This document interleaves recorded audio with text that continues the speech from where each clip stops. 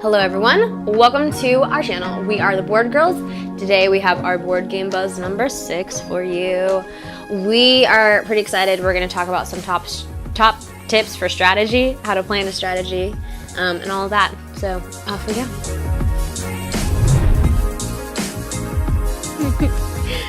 All right, first things first, I'm Mac.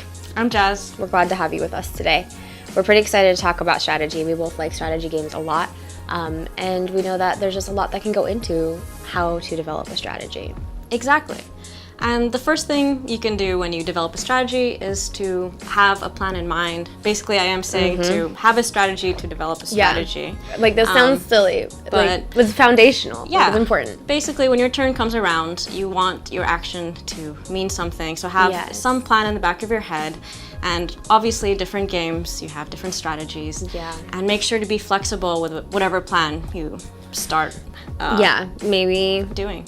Your strategy is not working and you just need to scrap it and move on and try a different one. Just be flexible. Definitely be flexible with your plan. The next thing is really vital is understanding the end game. That is why you're probably playing the game, is to get to the end and to win. So understand how that works, what goes into calculating who wins, and what triggers the end game. There's different triggers, Sometimes there's your little piece that goes up a track and it reaches the end, that triggers the end game. Exactly. Sometimes there's cards that say the game is over, or a series of events that trigger. It's different, so just understand what that is so you can keep it in mind. Yeah, have it as a goal. Yeah. And if you're playing the game repeatedly, maybe keep track of how many turns it takes to end the game, so you know kind of when the end is coming. Yeah, that way you can kind of just plan out how long you have and what you're gonna do when. Yeah, some games have 3 to 4 turns or more. Some games have a fixed set of turns, so just keep that in mind. Yeah. Next is pay attention to what others are doing, the other players around you. Yes, very important point. Very important. Don't get too wrapped up in your own games that you're not noticing what other people are doing, because they're also trying to win. It's just really important to make sure that you kind of are taking that into account as you're planning your strategy to just crush the competition. So yeah, and keep in mind that different characters have different strategies. So sometimes there's asymmetric characters, and it's important to know what they're doing. Like Max said, so you could crush their dreams in the game. If they have different strengths and abilities per character, then they also have different weaknesses, and that's something that you can tune into and really capitalize on. Definitely. And pay attention to people's nonverbal cues. Yes. Sometimes you can see if someone's getting excited, they're about to make a move that's going to hurt you or end the game. Or if they're really confident that their strategy is going to work. I love when people start to overlord. It's the #1 tell if they think they're going to win the game. And if you just take them down, it's very satisfying. But that's just me. Yeah, and that could also be part of your strategy. Make it seem like you're about to end the game. You could skew your nonverbal cues, sure.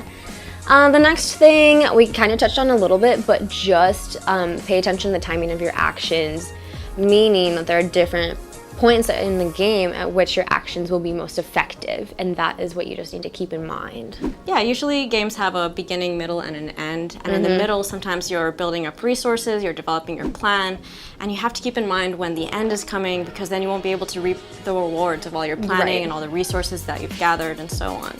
Or if you do something too soon, you can give away your strategy, and then the other players can be able, they'll know, and that can be a weakness, and then you have to reevaluate. Maybe restart your strategy and just start over. But so just keep in mind the timing of your actions. Exactly. And lastly, we say this a lot, but you could research strategies online, maybe for a specific character, for a specific game, or There are a lot of different forums on Board Game Geek. Reddit has some good threads. Obviously, there's lots of YouTube videos. You know this because you're here. And so there's just a lot of resources to help you plan strategy and move forward with that. So, what are some of your tips for developing a game strategy? Yeah, let us know. We hope that this is helpful, whether you're just trying to reinvent